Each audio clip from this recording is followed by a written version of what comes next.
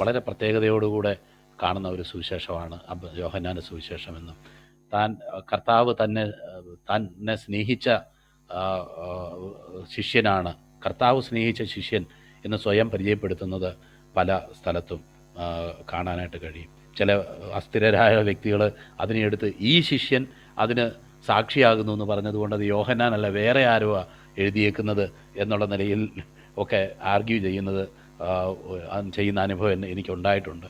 എന്നാൽ അത് മറ്റ് ഈ സ്നേഹിച്ച ശിഷ്യനെന്ന് പറയുന്ന അതേ അർത്ഥത്തോടു കൂടിയാണ് യോഹന്നാൻ തന്നെ അവിടെ ആ നിലയിലും പരിചയപ്പെടുത്തുന്നത് എന്ന് നമുക്ക് അതിൻ്റെ അവസാന ചാപ്റ്ററുകൾ വായിക്കുമ്പം നമുക്ക് കാണാൻ കഴിയും. ഇന്നലെ നമ്മൾ ചിന്തിച്ചതും യോഹന്നാൻ്റെ സുവിശേഷത്തിൽ നിന്നുള്ള ഒരു ദൈവവചന ഭാഗമാണല്ലോ. നമുക്കറിയാം, പഴയ നിയമം നമ്മൾ വായിക്കുമ്പോൾ നമ്മൾ ചിന്തിക്കുന്നത് പോലെയുള്ള പിതാവ്, പുത്രൻ, പരിശുദ്ധാത്മാവ് എന്നുള്ള ഒരു നിലയിലുള്ള ഒരു അണ്ടർസ്റ്റാൻഡിങ് പഴയ നിയമത്തിൽ വ്യക്തമായിട്ട് ഉണ്ടായിരുന്നില്ല. അങ്ങനെ ഒരു പഠിപ്പിക്കൽ അത് വചനങ്ങളിൽ അത് വെളിപ്പെട്ടിരുന്നു. ദൈവവചനത്തിൽ പഴയ നിയമ വചന ഭാഗങ്ങളിൽ തന്നെ പിതാവിനെയും പുത്രനെയും പരിശുദ്ധാത്മാവിനെയും നമുക്ക് ദർശിക്കാവുന്നതാണ്. എങ്കിലും നമ്മൾ ഇന്ന് പറയുന്ന പോലുള്ള ഈ പിതാവ്, പുത്രൻ, പരിശുദ്ധാത്മാവ് എന്നുള്ള ഒരു അണ്ടർസ്റ്റാൻഡിങ് വ്യക്തമായിട്ടുണ്ടായിരുന്നില്ല എന്നുള്ളത് നമുക്ക് കാണാനായിട്ട് കഴിയും. അപ്പോൾ പുതിയ നിയമത്തിലാണ് അത് വളരെ വ്യക്തമാക്കപ്പെട്ട് നമുക്കത് മനസ്സിലായിരിക്കുന്നത്. എല്ലാ കാര്യങ്ങളും തൃത്വത്തെക്കുറിച്ച് നമുക്ക് മനസ്സിലായി ചോദിച്ചാൽ ഇല്ലാന്നേ നമുക്ക് പറയാനായിട്ട് കഴിയത്തുള്ളൂ. ഒരു വ്യക്തിയോടെല്ലാം ഇതിൻ്റെ A to Z നമുക്ക് പറഞ്ഞു കൊടുത്ത് പഠിപ്പിക്കാൻ പറ്റുമോ? പറ്റത്തില്ല. കാരണം എന്താണെന്ന് വെച്ച് കഴിഞ്ഞാൽ ദൈവത്തിൻ്റെ അടുത്തേക്ക് വരുന്നവൻ ദൈവമുണ്ടെന്നും തന്നെ അന്വേഷിക്കുന്നവർക്ക് പ്രതിഫലം നൽകുന്നുവെന്ന് വിശ്വസിക്കേണ്ടതല്ലയോ എന്ന് പറഞ്ഞതുപോലെ ദൈവത്തിൻ്റെ പല ഗുണഗണങ്ങളും ദൈവത്തിൻ്റെ ക്യാരക്ടറും ദൈവം നമ്മളോട് ഇടപെടുന്ന വിധങ്ങളും ഒരു വ്യക്തി മനസ്സിലാക്കി കഴിയുമ്പോൾ ആ ദൈവത്തിൻ്റെ ആ വചനത്തിൽ ആശ്രയിച്ച് ദൈവവചനം സത്യമാണെന്ന് വിശ്വസിച്ച് ചില കാര്യങ്ങൾ നമ്മൾ വിശ്വസിക്കേണ്ടതായിട്ടുമുണ്ട്. അത് നിത്യതയിൽ ചെന്നാൽ പോലും നമ്മൾ കർത്താവിനെ അറിയുന്ന ഒരു അനുഭവത്തിൽ തന്നെയായിരിക്കും അവിടെയും നമ്മളായിരിക്കുന്നത് എന്നുള്ളത് നമുക്ക് മനസ്സിലാക്കാനായിട്ട് കഴിയും. ദൈവത്തെ അവിടെ ചെന്ന് നേരിട്ട് കണ്ടു എന്നുള്ളത് കൊണ്ട് മനുഷ്യരായ നമ്മൾ, സൃഷ്ടിയായ നമ്മൾ ദൈവത്തെ പൂർണ്ണമായി ഗ്രഹിച്ചു, ദൈവത്തിൻ്റെ സംഗതി ഇങ്ങനെയൊക്കെയാണെന്ന് വരച്ചു കാണിക്കാൻ കഴിയുന്ന ഒരു നിലയിൽ നിത്യതയിൽ ചെന്നാൽ പോലും നമ്മളായിത്തീരുമെന്ന് നമുക്ക് ചിന്തിക്കാനായിട്ട് കഴിയത്തില്ല എന്നുള്ളത് ആണ് എനിക്ക് തോന്നുന്നത്. അതിലൊരു പക്ഷേ ഡിഫറൻസ് ഓഫ് ഒപ്പീനിയന് പലർക്കും ഉണ്ടായേക്കാം. ഞാൻ പറയാൻ ആഗ്രഹിക്കുന്നത്, അങ്ങനെയുള്ളൊരു സാഹചര്യത്തിലാണ് യോഹന്നാൻ ഈ തൻ്റെ സുവിശേഷം എഴുതുമ്പോൾ കർത്താവിൻ്റെ ദാസൻ പറഞ്ഞ പോലെ തന്നെ ഞാൻ പറഞ്ഞു കേട്ടിട്ടുള്ളത്, വെളിപ്പാട് പുസ്തകം പോലും എഴുതിയതിന് ശേഷമാണ് ഈ സുവിശേഷം എഴുതപ്പെട്ടത് എന്ന് പോലും ഞാൻ പറഞ്ഞു കേട്ടിട്ടുണ്ട്. അത് എന്തു തന്നെയായിരുന്നാലും മറ്റു സുവിശേഷങ്ങളെല്ലാം എഴുതപ്പെട്ടതിന് ശേഷം എഴുതപ്പെട്ട ഒരു സുവിശേഷവും 1-ാം നൂറ്റാണ്ടിലെ പല ചിന്താഗതികളും സുവിശേഷം മാത്രമല്ല അതിനോട് പാരലായിട്ട് വളർന്നു വന്ന മറ്റു പല തത്വശാസ്ത്ര ചിന്താഗതികളും അന്ന് നിലവിലിരുന്ന മറ്റു പല പ്രധാനപ്പെട്ട ചിന്താധാരകളും ഒക്കെ യോഹന്നാൻ അറിഞ്ഞതിന് ശേഷമാണ് അദ്ദേഹം ഈ സുവിശേഷം എഴുതുന്നത് എന്നുള്ളത് കൊണ്ട് തന്നെ അങ്ങനെയുള്ള പല ഇഷ്യൂസിനെയും ഡയറക്റ്റായിട്ടോ ഇൻഡയറക്റ്റായിട്ടോ അഡ്രസ്സ് ചെയ്യാനായിട്ട് യോഹന്നാൻ തൻ്റെ സുവിശേഷത്തിൽ ശ്രമിച്ചിട്ടുണ്ട് എന്ന് നമുക്ക് ചിന്തിക്കുന്നതിൽ യാതൊരു തെറ്റുമില്ല എന്ന് തന്നെയാണ് എനിക്ക് തോന്നുന്നത്. നമുക്കറിയാമല്ലോ, പഴയ നിയമത്തിൽ നമുക്കിവിടെ ഇത് വായിക്കുമ്പോൾ ഇതൊരു പുതിയ ഐഡിയ ആണ് ഇൻട്രൊഡ്യൂസ് ചെയ്യുന്നത് എന്ന് നമുക്ക് ഒരു പക്ഷേ തോന്നിയേക്കാം. ഞാനും ആദ്യമായിട്ട് സുവിശേഷം വായിക്കുമ്പോൾ, ബൈബിൾ വായിക്കുമ്പോൾ, ഞാനൊരു 16 വയസ്സുള്ള ഒരു പയ്യനായിരിക്കുന്ന സമയത്ത് ഇത് വായിക്കുമ്പോൾ ആദ്യമായിട്ട് എനിക്ക് എനിക്ക് ലഭിച്ച ഭാഗം എന്നോട് ഇത് തന്ന ആൾക്കാർ എന്നോട് പറഞ്ഞത്, ഈ സുവിശേഷം വായിക്കണം, യോഹന്നാൻ്റെ സുവിശേഷം വായിക്കണം എന്ന് പറഞ്ഞ് എന്നെ നിഷ്കർഷിച്ചതായിട്ട് ഞാൻ ഓർക്കുന്നുണ്ട്. ഞാനും അതുപോലെ മറ്റനേകരെ ക്രിസ്തുവിലേക്ക് നടത്താനും ആ ശിഷ്യത്വത്തിൻ്റെ നിലവാരത്തിൽ അവരെ അഭ്യസിപ്പിക്കാനും ഒക്കെ ദൈവം സഹായിച്ച സമയങ്ങളിൽ ഞാനും അവരോട് പറഞ്ഞിട്ടുണ്ട്, യോഹന്നാൻ്റെ സുവിശേഷം വായിക്കണം. അതിലെ പ്രധാനപ്പെട്ട വാക്യങ്ങളൊക്കെ അണ്ടർലൈൻ ചെയ്ത് ഞാൻ കൊടുക്കുകയും ചെയ്തിട്ടുണ്ട്. അങ്ങനെ സാധാരണഗതി ഞാൻ കൊടുക്കാറുമുണ്ട്. കാരണം ഒരു വ്യക്തിയുടെ ജീവിതത്തിൽ ക്രിസ്തു ആരാണ് എന്നുള്ള ഒരു നിലവാരത്തിലേക്ക്, ഒരു കേവലം മാനുഷിക അറിവല്ല, ഒരു ദൈവിക വെളിപ്പാട് തന്നെ ആ വ്യക്തിക്ക് ലഭിക്കത്തക്കവണ്ണം ആ നിലയിൽ ഒരു വ്യക്തിയെ എനാബിൾ ചെയ്യുന്ന ഒരു ദൈവവചന ഭാഗമാണ് യോഹന്നാൻ്റെ സുവിശേഷമെന്നും ഇന്നലെ പ്രസ്താവിച്ചതുപോലെ തന്നെ ശിഷ്യന്മാരുടെ കൂട്ടത്തിലുള്ള ഏറ്റവും പ്രായം കുറഞ്ഞ വ്യക്തിയായിരുന്നു യോഹന്നാനെന്നും നമുക്കറിയാം. ഏറ്റവും അവസാനം ഒരു നാച്ചുറൽ ഡെത്ത് ഉണ്ടായ ഒരു വ്യക്തിയും യോഹന്നാനാണ് എന്നുള്ള വിഷയം നമുക്ക് അറിയാമല്ലോ. അപ്പോൾ ഞാനവിടെ കാണുന്നതായിട്ടുള്ള കാര്യം, മറ്റ് സുവിശേഷകന്മാരെല്ലാം കർത്താവിൻ്റെ ജനനം, യോഹന്നാൻ സ്നാപകൻ കർത്താവിൻ്റെ ജനനം ജീവിതം, ഏർലി ചൈൽഡ്ഹുഡ്, ഇതൊക്കെ പറയുമ്പോൾ സത്യം പറഞ്ഞാൽ യോഹന്നാൻ നമ്മളോട് പറയുന്നത് അവിടെ ഒന്നുമല്ല. ഇൻ ദ ബിഗിനിങ് എന്ന് പറയുന്നത് പോലെ ഉൽപ്പത്തി പുസ്തകം തുടങ്ങിയിരിക്കുന്ന പോലെ തന്നെയുള്ള ഒരു നിലവാരത്തിലാണ് ഈ സുവിശേഷം തുടങ്ങിയിരിക്കുന്നതെന്നും, in the beginning was the word and the word was with God and the word was God, he was with God in the beginning എന്നുള്ള നിലയിൽ, ആദിയിൽ വചനമുണ്ടായിരുന്നു, വചനം ദൈവത്തോടു കൂടെ ആയിരുന്നു, വചനം ദൈവമായിരുന്നു എന്ന് നമ്മളവിടെ വായിക്കുകയാണ്. നമുക്കറിയാമല്ലോ, അന്ന് വരെ അല്ലെങ്കിൽ നമുക്കൊക്കെ ഉള്ള സാധാരണഗതിയിൽ പെട്ടെന്ന് ചിന്തിക്കാനായിട്ട് നമുക്കൊരു ടെൻഡൻസി വരുന്നത്, പിതാവായ ഒരു ദൈവം സ്വർഗത്തിലിരിപ്പുണ്ട്, ആ സ്വർഗത്തിലിരിക്കുന്ന ദൈവം ചില ആൾക്കാരെ ഈ ലോകത്തിലേക്ക് ഇങ്ങനെ നിയോഗിച്ചയച്ചു, അങ്ങനെ നിയോഗിച്ചയക്കപ്പെട്ട കൂട്ടത്തിൽ വന്ന ഒരു വ്യക്തിയാണ് യേശുക്രിസ്തു എന്ന് മനസ്സിലാക്കാനും അങ്ങനെ ചിന്തിക്കാനുമാണ് നമുക്ക് കൂടുതൽ പേർക്കും നമുക്ക് ഒരു ട്രെൻഡുള്ളത്. കാരണം അത് നമ്മുടെ ബുദ്ധിയിൽ നമുക്ക് മനസ്സിലാക്കാനായിട്ടും കൺസീവ് ചെയ്യാനായിട്ട് കഴിയുന്ന ഒരു ഐഡിയ ആയതുകൊണ്ട് സാധാരണഗതിയിൽ അങ്ങനെയുള്ള ഒരു അണ്ടർസ്റ്റാൻഡിംഗ് ആണ് നമ്മൾ യേശുക്രിസ്തുവിനെ പറ്റി പറയുമ്പോഴൊക്കെ നമ്മുടെ മനസ്സിലുണ്ടാകാറ്. എന്നാൽ അതിൽ നിന്ന് വ്യത്യസ്തമായിട്ടുള്ള ഒരു പിക്ചർ നമുക്ക് നൽകാനാണ് യോഹന്നാൻ ഇവിടെ ശ്രമിക്കുന്നത് എന്നുള്ളത് അതിൻ്റെ തുടക്കത്തിൽ നിന്ന് തന്നെ നമുക്ക് മനസ്സിലാക്കാൻ കഴിയുന്ന ഒരു കാര്യമാണ് നമുക്ക് കാണാനായിട്ട് കഴിയും. കാരണം കർത്താവിനോട് കൂടെ ഇരുന്ന് കർത്താവിൻ്റെ മാറിൽ ചാരി കർത്താവ് ആരാണെന്ന്, അവൻ്റെ മനുഷ്യത്വത്തെയും ദൈവത്തെയും വിവിധ അവസരങ്ങളിൽ ഗ്രഹിക്കാൻ കഴിഞ്ഞ് ഉയർത്തെഴുന്നേറ്റ കർത്താവിനെ കണ്ട് അവസാനം വരെ കർത്താവ് അവർക്ക് പ്രത്യക്ഷനായ എല്ലാ അവസരങ്ങളിലും യോഹന്നാൻ അവരോടുകൂടെ മിക്ക സാഹചര്യങ്ങളിലും ഉണ്ടായിരുന്നു. അങ്ങനെയൊക്കെ കർത്താവിനെ വിറ്റ്നസ് ചെയ്ത യോഹന്നാൻ കർത്താവിനെ ഇൻട്രൊഡ്യൂസ് ചെയ്യുമ്പോൾ അദ്ദേഹം വളരെ പ്രത്യേകതയോടുകൂടെ തന്നെ അദ്ദേഹത്തിൻ്റെ ഈ ലോകത്തിലുള്ള ജനനം മുതൽ ഉള്ള കാര്യങ്ങൾ വിവരിക്കാനായിട്ട് നിൽക്കാതെ ഹൂ വാസ് ഈ യേശു കർത്താവ് ആരായിരുന്നു എന്നുള്ളതിനെക്കുറിച്ച് ഒരു മൊത്തം ദൈവവചനത്തിൻ്റെയും നമുക്ക് നൽകപ്പെട്ട ദൈവവചനത്തിൻ്റെ മൊത്തം ഒരു പെർസ്പെക്റ്റീവിലുള്ള ഒരു കാഴ്ചപ്പാടാണ് നമുക്ക് പകരാനായിട്ട് ആഗ്രഹിക്കുന്നത് എന്നുള്ളത് വളരെ അത്ഭുതാവഹമാണ്. അപ്പം ഒരുപക്ഷെ വേറെ ആരെങ്കിലും ആയിരുന്നെങ്കിൽ ദൈവം ഒരാളെ ഈ ലോകത്തിലേക്ക് അയച്ചു, പാപത്തിന് വേണ്ടി മരിക്കാൻ അയച്ചു, പാപത്തിന് വേണ്ടി മരിച്ചു, അതോടുകൂടെ കാര്യങ്ങളൊക്കെ ശരിയായി എന്നുള്ളൊരു നറേഷൻ ഉണ്ടാക്കാൻ നിൽക്കാതെ എക്സാക്റ്റായിട്ട് യേശു കർത്താവ് ആരാണ് എന്ന് നമുക്ക് മനസ്സിലാകത്തക്കവണ്ണം ഉള്ള ഒരു നിലവാരത്തിലൊക്കെ ഇവിടെ യോഹന്നാൻ തുടങ്ങുന്നത് എന്ന് നമുക്ക് കാണാനായിട്ട് കഴിയും. നമുക്കറിയാമല്ലോ,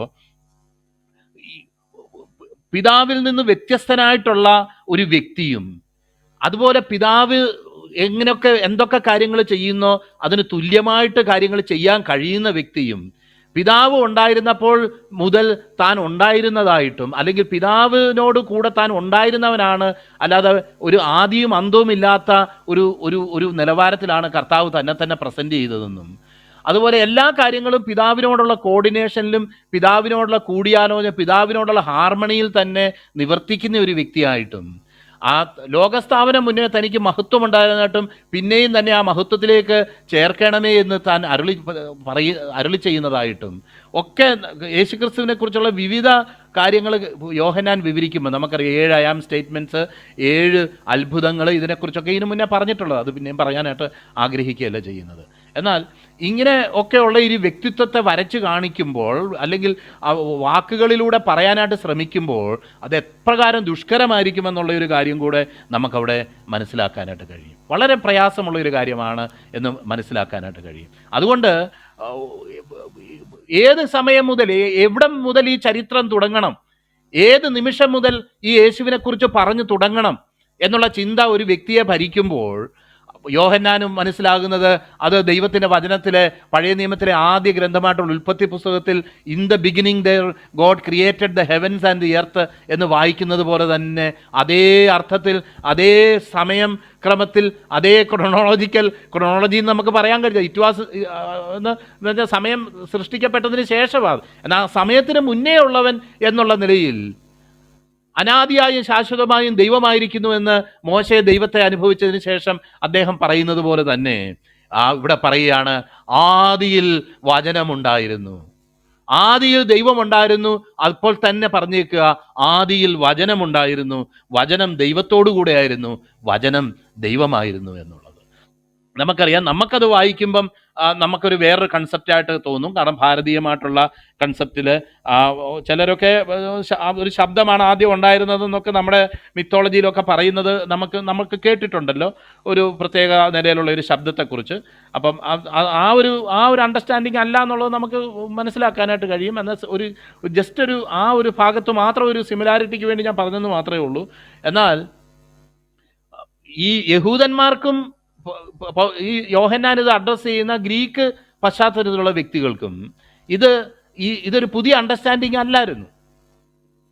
കാരണം ദൈവത്തിൻ്റെ വചനത്തെ നമുക്കറിയാമല്ലോ, വെളിപ്പാട് പുസ്തകത്തിൽ മറ്റ് ഇതര സ്ഥലങ്ങളിലൊക്കെ യേശു കർത്താവിനെ വചനം എന്ന് രേഖപ്പെടുത്തിയിരിക്കുന്നത് പ്രത്യേകം കാണാം. യോഹന്നാന്റെ സുവിശേഷത്തിൽ മാത്രമല്ല, ദൈവവചനത്തിൻ്റെ മറ്റു ഭാഗങ്ങളിലും ദൈവവചനം എന്ന് കർത്താവിനെ അഡ്രസ്സ് ചെയ്തിരിക്കുന്നത് നമുക്ക് കാണാനായിട്ട്. അന്നത്തെ കാലത്തെ യഹൂദന്മാർ നമുക്കറിയാമല്ലോ, YHWH എന്ന് നമ്മൾ എഴുതുന്നത് പോലെ യാവേ എന്ന് ഉച്ചരിക്കേണ്ട ആ നാമം, ആ മഹത്വമുള്ള നാമം അവരാരും അങ്ങനെ എപ്പോഴും എടുത്ത് ഉപയോഗിക്കുകയോ യഹോവയുടെ നാമം വൃഥാ ഉപയോഗിക്കരുത് എന്നുള്ള കൽപ്പന അനുസരിച്ച് ആ മഹത്വമുള്ള വിശുദ്ധനാമം അവരൊരിക്കലും ഉപയോഗിക്കാനായിട്ട് നിൽക്കാതെ അതിന് പാരലായിട്ട്, അതിന് പകരമായിട്ട് അഡോണായി എന്നും അങ്ങനെയുള്ള പദങ്ങളാണ് ഉപയോഗിച്ചുകൊണ്ടിരുന്നത്.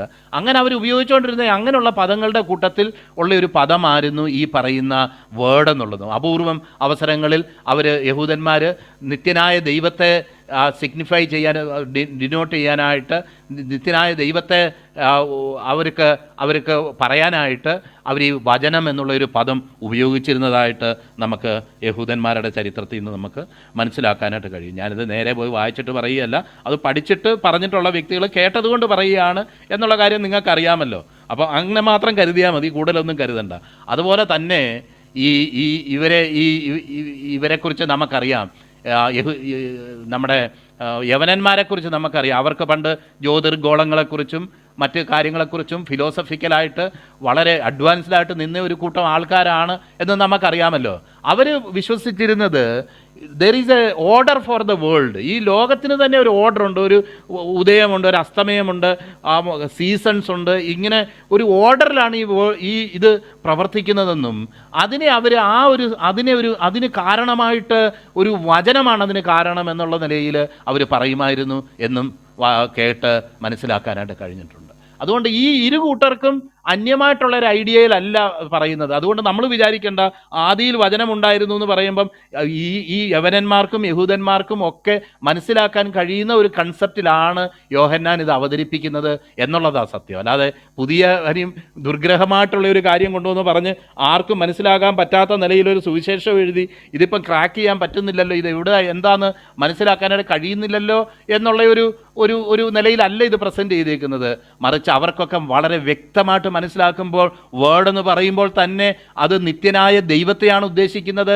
അത് നിത്യനായ ദൈവത്തെ ഡിനോട്ട് ചെയ്യുന്ന ഒരു പദമാണെന്ന് യഹൂദന്മാർക്കും, അതുപോലെ ഈ ലോകത്തിലെ ഓർഡറൊക്കെ ക്രിയേറ്റ് ചെയ്തതിന് കാരണമായിട്ടുള്ള ഒരു പ്രപഞ്ച ശക്തിയാണ് ഇത് ഉദ്ദേശിക്കുന്നത് എന്നുമുള്ള ഒരു അണ്ടർസ്റ്റാൻഡിങ് അവർക്കൊക്കെ ഉണ്ടായിരുന്നു എന്ന് വേണം നമുക്ക് മനസ്സിലാക്കാനായിട്ട്.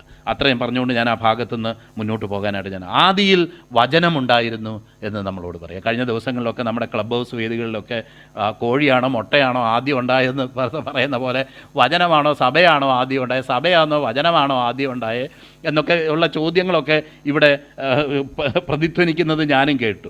അപ്പം നമുക്ക് ഈ ഭാഗത്തുനിന്ന് നമുക്ക് ദൈവവചനത്തിൽ നിന്ന് നമുക്ക് മനസ്സിലാക്കാനായിട്ട് കഴിയും. ഇവിടെ കർത്താവ് ഈ യോഹന്നാന്റെ സുവിശേഷത്തിൽ പറയപ്പെട്ടിരിക്കുന്ന ആദിയിൽ വചനമുണ്ടായിരുന്നു എന്ന് പറഞ്ഞേക്കുന്ന ഈ വചനം ഒരു പ്രീ ഇൻകാർണേറ്റ് വേർഡ്, അല്ലെങ്കിൽ ഈ ലോകത്തിൽ അവതരിക്കുന്നതിന് മുന്നേ, ഈ ലോകത്തിൽ വരുന്നതിന് മുന്നേ ദൈവവചനം എങ്ങനെയായിരുന്നു, എവിടെയായിരുന്നു, അല്ലെങ്കിൽ ഈ ദൈവവചനം എന്ന് പറയുന്ന സംഗതി നമ്മുടെ കയ്യിലൊരു പുസ്തകമായിട്ട് ബൈബിൾ സൊസൈറ്റി പ്രിൻ്റ് ചെയ്ത് തന്നപ്പോഴോ, അല്ലെങ്കിൽ AD 300 അത് കാനോനായിട്ട് അതിൻ്റെ കാനോനികമായിട്ട് അതിനെ സ്ഥിരീകരിച്ച സമയത്തോ, അല്ല അതിനു മുന്നേ മറ്റ് ചില സഭാപിതാക്കന്മാർ ഇന്ന കാര്യങ്ങളൊക്കെ ആണ് ഇത് ഒറിജിനൽ കർത്താവിൻ്റെ ദാസൻ പറഞ്ഞത്, ഐറേനിയസും അതുപോലുള്ള ചില ദൈവഭക്തന്മാരാണ് യോഹന്നാന്റെ സുവിശേഷത്തെ പറ്റി സാക്ഷ്യം പറഞ്ഞിട്ടുള്ളത്, ക്ലമൻറ്റിൻ്റെ ഇതൊക്കെ നമ്മൾ ദൈവദാസൻ പറയുകയുണ്ടായല്ലോ. അപ്പോൾ ആ സമയത്താണോ ഈ വചനമുണ്ടായത്? അന്ന് നമ്മൾ പരിശോധിച്ച് നോക്കുമ്പോൾ നമ്മുടെ കയ്യിലിരിക്കുന്നത് പ്രിൻ്റ് ചെയ്ത് പുസ്തകമായിട്ട്, അല്ലെങ്കിൽ അന്നത്തെ കാലത്ത് പാപ്പിറസ് ചുരുളുകളിലോ അല്ലെങ്കിൽ മറ്റ് പല തുകൽ ചുരുളിലോ ഒക്കെ എഴുതപ്പെട്ട വചനമാണ് നമുക്ക് ലഭിച്ചിട്ടുള്ളത്. അപ്പോൾ ഈ വചനം തന്നെ നമുക്കറിയാം, പുതിയ നിയമമാണ് നമ്മുടെ കയ്യിൽ നമുക്ക് നൽകപ്പെട്ടിട്ടുള്ളത്. അത് പഴയ നിയമത്തിൻ്റെ അടിസ്ഥാനത്തിലാണ് നമുക്ക് നൽകപ്പെട്ടിട്ടുള്ളത്. എന്നാൽ പഴയ നിയമം നൽകപ്പെട്ട ജനതയെന്ന് പറയുന്ന യഹൂദന്മാരാണെന്നും അവർക്കത് ആ പ്രവാചകന്മാർ മുഖാന്തരം ഭാഗമായിട്ടും വിവിധമായിട്ടും ഒക്കെ നൽകപ്പെട്ടതാണെന്നുള്ള വിഷയം നമുക്ക് വളരെ വ്യക്തമായിട്ട് നമുക്കറിയാം. അപ്പോൾ അങ്ങനെയാണ് എഴുതപ്പെട്ട വചനം, റിട്ടൺ വേർഡ്. അപ്പോൾ ഈ റിട്ടൺ വേർഡ് ഉണ്ടാകുന്നതിന് എത്രയോ കാലം മുന്നേ ദൈവത്തിൻ്റെ വചനം ഉണ്ടായിരുന്നു. അത് ആദിയിലുണ്ടായിരുന്നു ഈ ദൈവവചനം. അപ്പം ചോദിക്കും, ആദിയിലുണ്ടായിരുന്ന ദൈവവചനമാണോ ഇപ്പോൾ പുസ്തകമായിട്ട് പ്രിൻ്റ് ചെയ്ത് തന്നേക്കുന്നത് എന്ന് ചോദിക്കുമ്പോൾ, ഈ ദൈവവചനം എന്ന് പറയുന്ന വ്യക്തി അതൊരു വ്യക്തിയാണെന്നും ആ ദൈവവചനം ദൈവത്തോടു കൂടെ ആയിരുന്നെന്നും ആ ദൈവവചനം ദൈവമായിരുന്നെന്നും ഉള്ളൊരു സാക്ഷ്യമാണ് നമുക്ക് ലഭിക്കാനായിട്ട് ഇടയായിത്തീരുന്നത്. അപ്പോൾ അതിൻ്റെ ഇടയ്ക്ക് പറയേണ്ട ഒരു കാര്യം കൂടുണ്ട്. ഈ റിട്ടൺ വേർഡും അതുപോലെ ആദിയിലുണ്ടായിരുന്ന വചനത്തിൻ്റെ ഇടയ്ക്കുള്ള ഒരു കാര്യം പറയേണ്ടത് ദ സ്പോക്കൺ വേർഡ്. ദൈവത്തിൻ്റെ പ്രവാചകന്മാരിലൊക്കെ ദൈവത്തിൻ്റെ മനുഷ്യൻ പരിശുദ്ധാത്മ നിയോഗം പ്രാപിച്ചിട്ട് സംസാരിച്ചതത്രേ. പ്രവചനമൊന്നും മനുഷ്യൻ്റെ വ്യാഖ്യാനത്താൽ വന്നതല്ല, ദൈവത്തിൻ്റെ പരിശുദ്ധാത്മാവിൻ്റെ നിയോഗം പ്രാപിച്ചിട്ട് ദൈവത്തിൻ്റെ മനുഷ്യൻ സംസാരിച്ചതായിട്ടുള്ള കാര്യങ്ങൾ. അപ്പം ഈ പല ദൈവവചനങ്ങളും നമുക്കറിയാമല്ലോ, ദൈവത്തിൻ്റെ ഭക്തന്മാരിലൂടെ ദൈവം സംസാരിച്ചതാണ്. അപ്പം അങ്ങനെ ദൈവം തൻ്റെ ഭക്തന്മാരിലൂടെ ദൈവം തൻ്റെ ഹിതത്തെക്കുറിച്ചും തൻ്റെ വ്യക്തിത്വത്തെക്കുറിച്ചും നിത്യമായ നിർണയത്തെക്കുറിച്ചും ദൈവത്തിൻ്റെ അനാദിയായ ശാശ്വതമായും ദൈവമായിരിക്കുന്ന ഈ ദൈവത്തിൻ്റെ ചില പദ്ധതികളിലുള്ള ചില കാര്യങ്ങളെക്കുറിച്ചുമൊക്കെ അംശമായിട്ട് ദൈവം വെളിപ്പെടുത്തിയതാണ് അങ്ങനെ ആ സ്പോക്കൺ വേർഡിലൂടെ എന്നുള്ളതും. ആ സ്പോക്കൺ വേർഡാണ് പിന്നീട് റിട്ടൺ വേർഡായിട്ട് നമ്മുടെ കയ്യിൽ ലഭിച്ചത് എന്നുള്ളതും നമുക്കറിയാം. എന്നാൽ ഈ ശരിക്കും ഒറിജിനലായിട്ട് നമ്മൾ പറയുന്ന വചനം ദൈവമായിരുന്നു, അല്ലെങ്കിൽ ആദിയിൽ വചനമുണ്ടായിരുന്നു, വചനം ദൈവത്തോടു കൂടെ ആയിരുന്നു, വചനം ദൈവമായിരുന്നു എന്ന് പറയുന്ന ആ ദൈവമാണോ നമുക്ക്, അല്ലെങ്കിൽ ആ ദൈവത്തിൻ്റെ സംക്ഷിപ്ത രൂപമാണോ ബുക്കായിട്ട് അടിച്ച് കിട്ടിയെന്ന് ചോദിച്ചു കഴിഞ്ഞാൽ അത് ചിന്തിക്കാൻ നമുക്ക് ഇച്ചിരി കഴിവില്ലാത്തവർ മാത്രമേ അങ്ങനെ ചോദിക്കത്തുള്ളൂ. കാരണം എന്താണെന്ന് വെച്ച് കഴിഞ്ഞാൽ അതാത് സമയങ്ങളിൽ ആ അനാദിയായും ശാശ്വതമായും ദൈവമായിരുന്ന ആ ദൈവത്തിൻ്റെ ഹിതവും ആലോചനയും ആ ദൈവം നമുക്ക് ഈ ലോകത്ത് ജീവിക്കാൻ ആവശ്യമായ കാര്യങ്ങൾ വെളിപ്പെടുത്തിയതുമായ സംഗതിയാണ് നമ്മുടെ കയ്യിൽ പുസ്തകമായിട്ടിരിക്കുന്നത്. ഇപ്പം യോഹന്നാൻ തന്നെ പറയുക, ഈ കർത്താവ് ചെയ്തത് മുഴുവൻ എഴുതാൻ പോയാൽ ഈ പുസ്തകം ലോകത്തിൽ തന്നെ പിടിക്കുകയില്ല. അപ്പം ലോകത്തിൽ പിടിക്കാത്തതൊന്നും അല്ലല്ലോ നമ്മുടെ കയ്യിൽ കിട്ടിയേക്കുന്നത്. നമ്മുടെ കയ്യിൽ കിട്ടിയേക്കുന്ന ആകെ 21 അധ്യായമുള്ള ഒരു സുവിശേഷ ഭാഗവും അധ്യായം തിരിച്ചത് നമ്മളാണ്. എന്നാൽ തന്നെ ഇത്രയുള്ളൊരു ഭാഗമാണ് നമ്മുടെ കയ്യിൽ കിട്ടിയേക്കുന്നത്. യേശു ദൈവപുത്രനെന്ന് വിശ്വസിക്കേണ്ടതിന് നമുക്ക് നൽകപ്പെട്ട യോഹന്നാൻ എഴുതിയ സാക്ഷ്യമാണ് നമ്മുടെ കയ്യിൽ കിട്ടിയേക്കുന്നത്. അതുകൊണ്ട് ഈ വചനമായിരിക്കുന്ന അല്ലെങ്കിൽ വചനം ദൈവമായിരിക്കുന്നു എന്ന് പറയുന്ന ആ വചനത്തെക്കുറിച്ചും നമ്മുടെ കയ്യിൽ കിട്ടിയ പുസ്തകത്തെക്കുറിച്ചും ഒരു നിലയിലും നമുക്ക് കമ്പയർ ചെയ്യാനായിട്ട് കഴിയുന്നതല്ല എന്നും, എന്നാൽ നമ്മുടെ രക്ഷയ്ക്കും നമ്മുടെ ദൈവത്തെ കുറിച്ച് അറിയുന്നതിനും ദൈവവഴികളിൽ നടക്കുന്നതിനും ആവശ്യത്തിൽ അധികവും കാര്യങ്ങൾ ഈ ദൈവത്തിൻ്റെ വചനത്തിലുണ്ട്. അതേസമയം തന്നെ ദൈവത്തെക്കുറിച്ചും സ്വർഗത്തെക്കുറിച്ചും എല്ലാം മുഴുവൻ എഴുതി അത് എക്സോസ്റ്റീവായിട്ട് പറയുന്ന ഒരു സംഗതി അല്ല അതിൽ. അതേസമയം തന്നെ ദൈവമാണ് ഇത് നൽകിയത് എന്നുള്ള ഉറപ്പിന് വേണ്ടി ആ ദൈവത്തിൻ്റെ വർക്ക്മാൻഷിപ്പ്, ദൈവത്തിൻ്റെ ആ കരം അല്ലെങ്കിൽ ദൈവത്തിൻ്റെ പൂർണ്ണത ഈ ദൈവത്തിൻ്റെ വചനത്തിൽ കാണാൻ കഴിയുന്നു എന്നുള്ളതും നമ്മൾ മറന്നു പോകാൻ പാടില്ലാത്ത കാര്യമാണ്. അപ്പോൾ സ്വർഗത്തെക്കുറിച്ചും ദൈവത്തെക്കുറിച്ചുള്ള എല്ലാ ഡീറ്റെയിൽസും ഈ റിട്ടൺ വേർഡിലില്ല, അല്ലെങ്കിൽ സ്പോക്കൺ വേർഡിലില്ല. അതേസമയം നമുക്കറിയാം, നമ്മൾക്ക് കർത്താവിനെ തന്നെ പരിചയപ്പെടുത്തുന്നത് ആദിയിൽ വചനമുണ്ടായിരുന്നു, വചനം ദൈവത്തോടു കൂടെയായിരുന്നു, വചനം ദൈവമായിരുന്നു എന്നുള്ളൊരു കാര്യത്തിൽ. അപ്പം നമുക്കറിയാം, ആ ലോഗോസ് എന്ന് പറഞ്ഞപ്പോൾ, അല്ലെങ്കിൽ ഹീബ്രുവിൽ അതിന് വേറൊരു വേർഡുണ്ട്. അങ്ങനെ പറയുമ്പോൾ യഹൂദന്മാർക്കും യവനന്മാർക്കും ഒക്കെ മനസ്സിലാകുന്ന നിലയിൽ തന്നെ യോഹന്നാൻ അത് പ്രസൻറ്റ് ചെയ്തിട്ട് പറയുകയാണ്, ആദിയിൽ വചനം ഉണ്ടായിരുന്നു. അപ്പോൾ നമുക്കറിയാം, ഈ വചനം എന്ന് പറയുമ്പോൾ യേശു കർത്താവിനെയാണ് ഉദ്ദേശിക്കുന്നതെന്നും ഈ ലോകത്തിൽ മനുഷ്യനായി ജനിക്കും മുമ്പേ അവൻ ഈ ലോകത്തുണ്ട് ആയിരുന്നു എന്നുള്ളതും, അത് അബ്രഹാമിന് മുന്നേ ഞാൻ ഉണ്ടായിരുന്നു, മോശയ്ക്ക് മുന്നേ ഞാൻ ഉണ്ടായിരുന്നു, അല്ലെങ്കിൽ ഇതൊക്കെ പറയുമ്പോൾ അവനെ എറിയാനായിട്ട് തുടർന്ന് കല്ലെടുക്കുന്നത് തുടർന്നുള്ള അധ്യായങ്ങളിലൊക്കെ നമുക്ക് കാണാനായിട്ട് കഴിയും.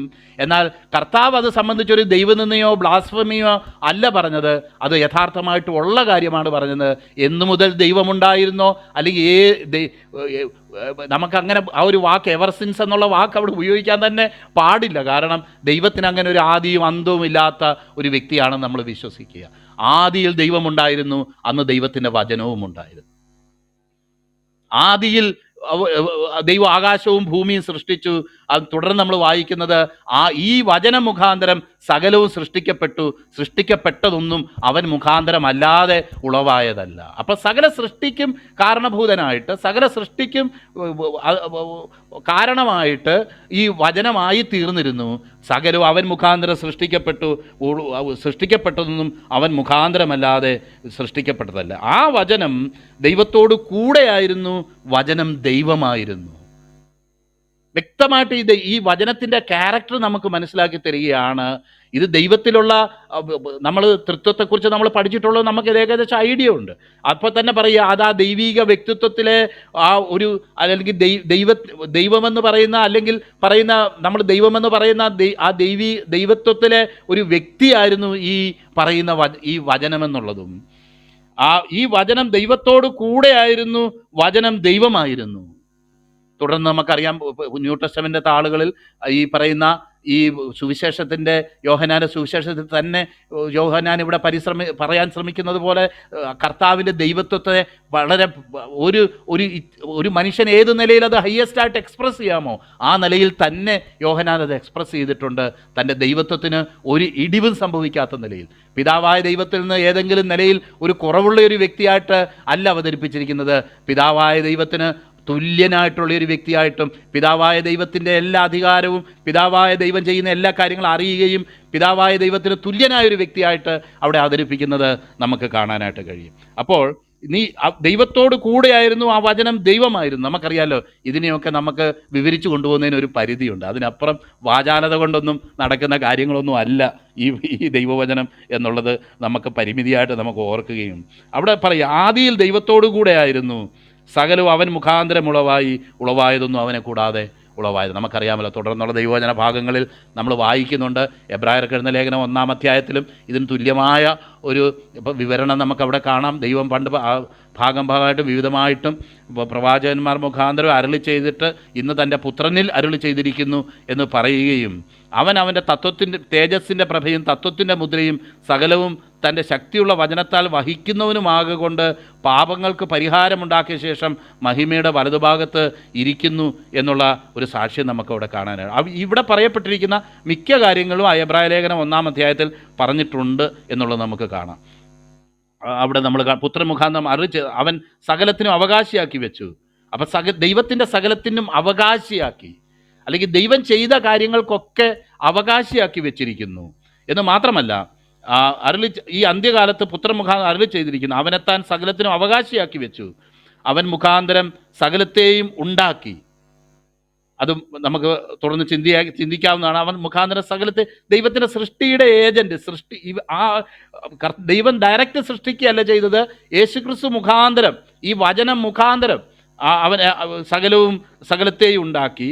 അവൻ തേജസ്സിൻ്റെ പ്രഭയും, ഇതിനു മുന്നേ ഇവിടെ നമ്മൾ പറഞ്ഞിട്ടുണ്ട്, തേജസ്സിനെ കാണുന്നത് ആ പ്രഭ കൊണ്ടാണ്. അപ്പോൾ ദൈവത്തെ വെളിപ്പെടുത്തുന്ന വ്യക്തി. തുടർന്ന് യോഹന്നാന്റെ സുവിശേഷത്തിൽ 14-ാം വാക്യത്തിലും ഇതേ 18-ാം വാക്യത്തിലും നമ്മൾ വായിക്കുന്നുണ്ട്, ദൈവത്തെ ആരും ഒരു നാൾ കണ്ടിട്ടില്ല, അവൻ്റെ പിതാവിൻ്റെ മടിയിലിരിക്കുന്ന ഏകജാതനായ പുത്രൻ അവനെ വെളിപ്പെടുത്തിയിരിക്കുന്നു.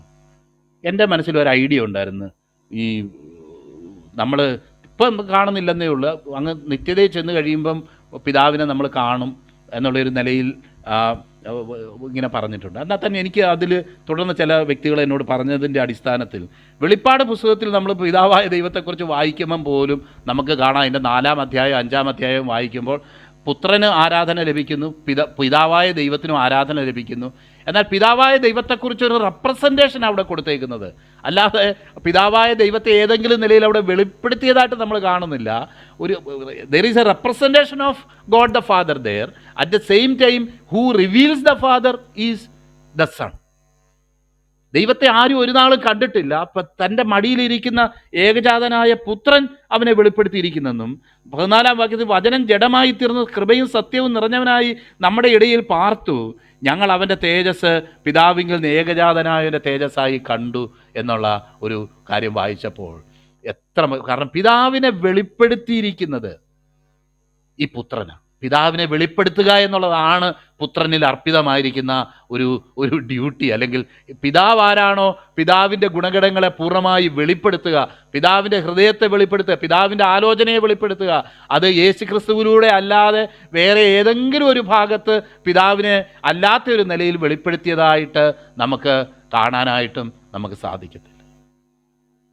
അതിലൊക്കെ പല ചിന്തകളും പല അഭിപ്രായ വ്യത്യാസങ്ങളും ഒക്കെ ഉള്ള ആൾക്കാർ കാണാം. എന്നാൽ പിതാവായ ദൈവത്തെ പൂർണ്ണമായിട്ട് വെളിപ്പെടുത്തിയിരിക്കുന്നത് പുത്രനാണെന്നും, അതുപോലെ തന്നെ കൊളോസ്യർക്ക് എഴുതുന്ന ലേഖനത്തിൽ നമ്മൾ വായിക്കുമ്പോൾ അതിൻ്റെ 1:14 മുതൽ നമ്മൾ വായിക്കുമ്പോൾ അവൻ സകല സൃഷ്ടിക്കും, ഈ പ്രോട്ടോട്ടോക്കോസ് എന്നുള്ള വാക്കിൻ്റെ അർത്ഥമൊക്കെ നമ്മളിത് പഠിച്ച സമയത്ത് ഇവിടെ പറയുകയുണ്ടായി.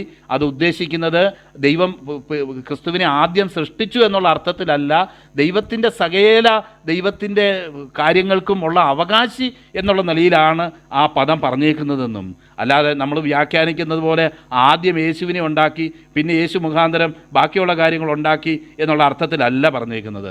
ദൈവം എന്ന് മുതലുണ്ടോ അന്ന് മുതൽ ഈ പുത്രനുമുണ്ട്. ആ പുത്രൻ പിതാവിനോട് കൂടെയായിരുന്നു, ഈ വചനമായിരുന്നു, ആ വചനം ദൈവമായിരുന്നു, ദൈവത്തോട് കൂടെയായിരുന്നു എന്നുള്ള സാക്ഷ്യമാണ് നമുക്ക് കാണാനായിട്ട് നമുക്ക് സാധിക്കുന്നത്. അതുപോലെ സിംഹാസനങ്ങളാകട്ടെ, വാഴ്ചകളാകട്ടെ, അധികാരങ്ങളാകട്ടെ, സകലവും അവൻ മുഖാന്തരം അവനായിട്ടും സൃഷ്ടിക്കപ്പെട്ടിരിക്കുന്നു. സകലവും അവൻ സർവത്തിനും മുമ്പേ ഉള്ളവൻ, അവൻ സകലത്തിനും ആധാരമായിരിക്കുന്നു എന്നുള്ളതും, അതുപോലെ തന്നെ എബ്രായ ലേഖനത്തിൽ നമ്മൾ വായിച്ചല്ലോ ആ കർത്താവിൻ്റെ വ്യക്തിത്വത്തെക്കുറിച്ചുള്ള കാര്യങ്ങൾ. ഞാൻ വളരെ ചുരുക്കമായിട്ട് പറയാൻ ആഗ്രഹിക്കുന്നതുകൊണ്ടാണ് വളരെ കമ്പിവാചകങ്ങൾ അത് പറഞ്ഞു പോകുന്നത്. നോക്കിയാട്ടെ, ഉളവായത് എന്ന് അവിടെ ശേഷം അവിടെ ഉളവായതല്ല, അവനിൽ ജീവൻ ഉണ്ടായിരുന്നു, ജീവൻ മനുഷ്യരുടെ വെളിച്ചമായിരുന്നു. അപ്പം ഈ കർത്താവിൽ ജീവൻ ഉണ്ടായത്, യോഹന്നാൻ്റെ സുവിശേഷം മൊത്തം നമ്മൾ വായിക്കുന്ന കാര്യമാണ്. നമുക്ക് ജീവനുണ്ടാകാനും സമൃദ്ധിയായ ജീവനുണ്ടാകാനും, കള്ളൻ വരുന്നത് അറുക്കാനും മുടിക്കാനും മോഷ്ടിക്കാനും അറുക്കാനും മുടിക്കാനുമായിട്ട് വരുമ്പോൾ ഞാൻ നിങ്ങൾക്ക് ജീവനുണ്ടാകാനും സമൃദ്ധിയായ ജീവനുണ്ടാകാൻ. നമുക്കറിയാമല്ലോ, ദൈവമാണ് നമ്മുടെ നാച്ചുറലായിട്ടുള്ള ജീവൻ്റെയും നമ്മുടെ മാനസികമായ ജീവൻ്റെയും ഒക്കെ സോഴ്സ്. എന്നാൽ ആ ജീവനേക്കാൾ ഉപരിയായിട്ട് ഇവിടെ പറഞ്ഞേക്കുന്നത് ദൈവവുമായിട്ടുള്ള ബന്ധത്തിലേക്ക് ഒരു വ്യക്തി കടന്നു വരുമ്പോൾ അവൻ നിത്യതയുടെ അല്ലെങ്കിൽ നിത്യജീവൻ്റെ ഓഹരിക്കാരനായിട്ടും ദൈവിക ജീവൻ്റെ പങ്കാളിയായിട്ടും തീരുന്ന ഒരു അനുഭവത്തെക്കുറിച്ചാണ് ഇവിടെ പറഞ്ഞേക്കുന്നത്. അപ്പോൾ ദൈവത്തിൻ്റെ പദ്ധതിയിലുള്ള ഏറ്റവും വലിയ കാര്യം എന്തായിരുന്നു? നമുക്കറിയാം, എഫേസ്യർക്ക് എഴുതുന്ന ലേഖനം വായിക്കുമ്പോൾ ഇനി സഭയാണെന്ന് പറയുന്നവരൊന്നും നിരാശപ്പെടേണ്ട.